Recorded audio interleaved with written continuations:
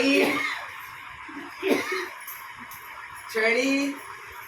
बांझपण को रक्षा करने गरम को आने आम औषध तैयारी कले गोटे जायफल गुंड करागला जायफल देखा केमितिया गोटे गुआ भाया जायफल यही जायफल को गुंड करागला 2 चामच गुड़ सहित मिसई तैयारी करागला यही आकु आम खाइबा को दबा छेड़ी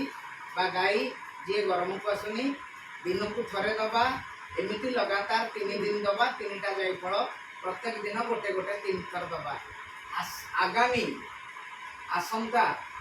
20 दिन में छेड़ी गरम को आसब गाई गरम को आसब यहीटा गोटे सहज सरल उपाय जदि गुड़ ना कदली चकटा बा कदली पाचिला कदली को चकटिकी दबा उल्टा भाव में कहले एथुरु गोटे गुंड करवा गोटे पाचिला कदली सहित मिसई दबा जदि पाचिला कदली ना गुड़ सहित मिसई दबा समस्ते कहतु मो करिपारिबी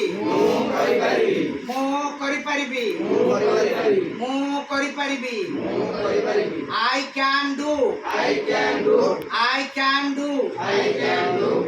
can do ठीक अच्छी।